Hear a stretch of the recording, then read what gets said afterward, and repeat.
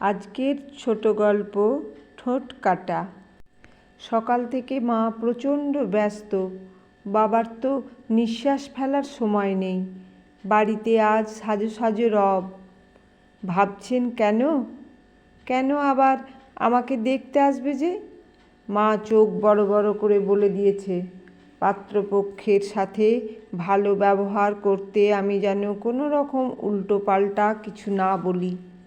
আমি মুখ খোলায় এ পর্যন্ত 3টে সম্বন্ধ ভেস্তে গেছে কিনা সেজন্য মা আমাকে নিয়ে একটু বেশিই চিন্তিত।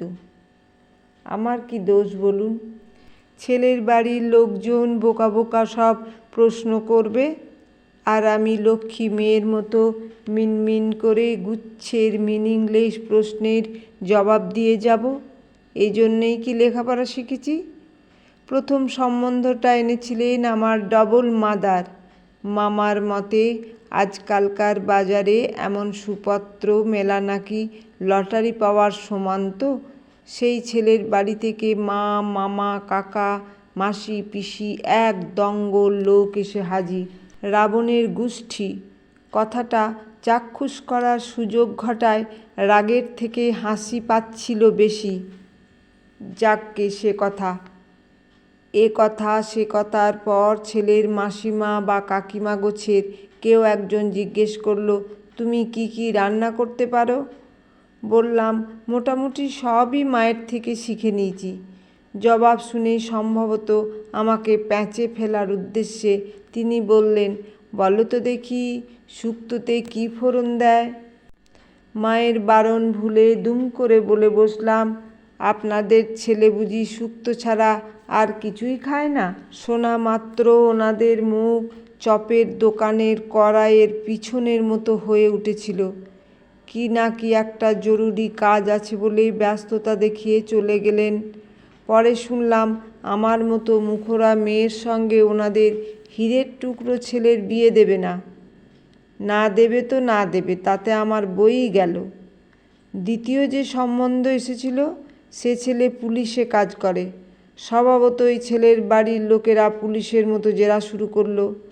লেখাপড়া কত দূর, সেলাই জানি কি না, রান্নার হাত কেমন, এসব তো জানতে চাইলই। তারপর বয়ফ্রেন্ড, প্রেম ইত্যাদি সম্পর্কে ইনিয়ে বিনিয়ে নানা প্রশ্ন করছিল। আমার মেজাজ বিগড়ে যাচ্ছে বুঝতে পেরে মা ওদের প্রশ্নের জবাব দিচ্ছিলেন। সদুত্তর পেয়ে ওরা মোটামুটি সন্তুষ্ট সে কথা ওদের চোখ মুখ বলে দিচ্ছিল। হঠাৎ করে ছেলের মামা ঠিক যেন মামা বাড়ির আবদারের মতো আবদার জুড়ল, আমাকে নাকি একটা গান গেয়ে শোনাতে হবে। ওদের প্যাঁচালের প্রশ্ন শুনে মাথাটা গরম হয়েছিল। মুখ বন্ধ করে রাখার চেষ্টা করেও পারলাম না।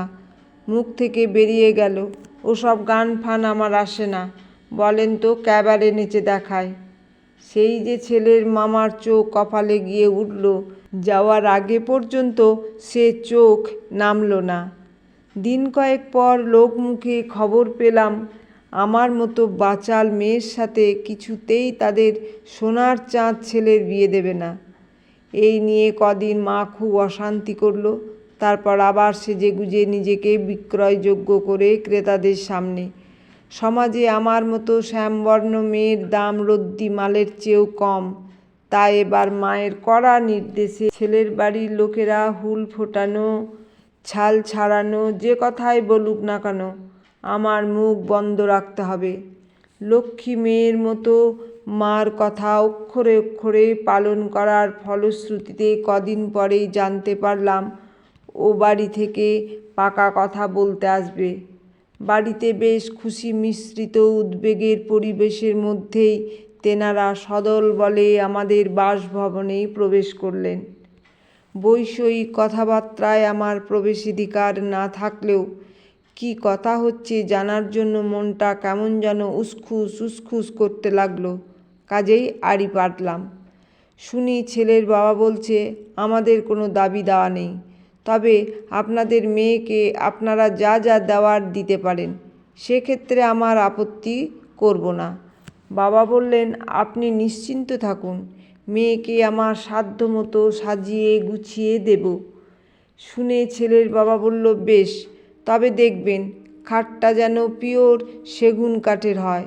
বুঝতেই পারছেন আমাদের বনেদি বংশ, ওই যেসব ফ্যাশন জিনিস চলছে ওসব দেখনদারি জিনিস কিন্তু আমাদের বাড়িতে চলে না। ছোট লোক আর কাকে বলে? মুখে বলল কিছুই লাগবে না, অথচ পাশ থেকে ছেলের জ্যাঠা ফুট কাটল, দেখবেন আলমারি যেন গোদরেজের হয়। গদগদ ভাব দেখিয়ে বাবা জবাব দিলেন, আমরা গোদরেজ দেব বলেই ঠিক করেছি। এবার ছেলের মায়ের আবদার, ছেলেকে যে হারটা দিয়ে আশীর্বাদ করবেন সেটা যেন মিনিমাম 2 ভরির হয়। খোকার বড় শখ, একটা মোটা চেন গলায় দেবে। ইতিমধ্যে মেয়ের হাঁক, কই রে খুকি, এদিকে আয়। মা আদর করে আমায় ওই নামেই ডাকে। বুঝলাম চা নিয়ে যাওয়ার কথা বলছেন।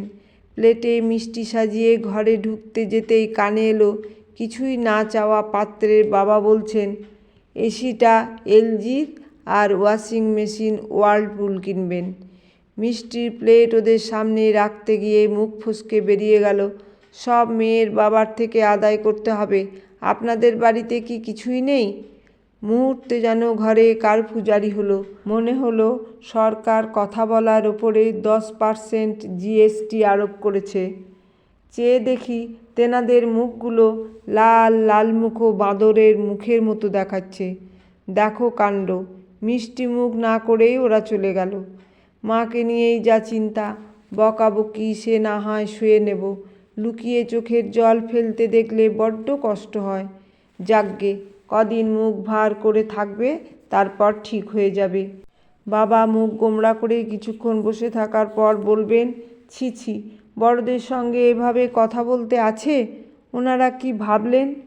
তারপর নিজেই জবাব দেবে, ওনারা ভাবলেন আমরা আমাদের মেয়েকে সঠিক শিক্ষা দিতে পারিনি। এরপর ক্ষণিকের নীরবতা।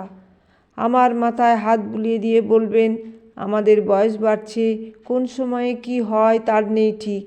তোকে পাত্রস্থ করে যেতে না পারলে যে মরেও শান্তি পাবো না, ইত্যাদি ইত্যাদি ইত্যাদি।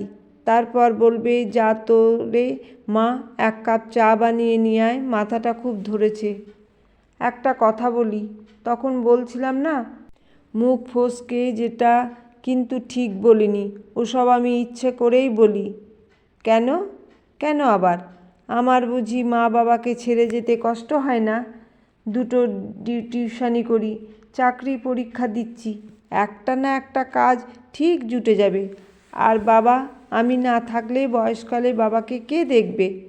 সময়ে মেয়ের বিয়ে না দিলে 5 জনে 5 কথা বলবে। তোমরা সব বান্ধবীদের বিয়ে হয়ে গেছে। জাতীয় কথাতে উদ্বুদ্ধ হয়ে ভ্যাং ড্যাং করে বিয়ের পিঁড়িতে বসতে আমি রাজি নই। নিন্দুকদের আর কাজ কি? কার মেয়ের বিয়ে হলো না, কার মেয়ে কি করে, কার মেয়ে ধিঙ্গি হলো, ওসব কথাতে আমি পাত্তা দিই না। পাত্তা দিতে যাবই বা কেন? আমি ওদের খাই না পড়ি? আগে নিজের পায়ে দাঁড়ায়, মা বাবার দায়িত্ব নেওয়ার জায়গায় পৌঁছায়, তারপর সেই ছেলেকেই বিয়ে করব, যে ছেলে আমার মা বাবাকে নিজের মা বাবার আসনেই বসাতে পারবে। ততদিন না হয় মুখরা হয়েই থাকি।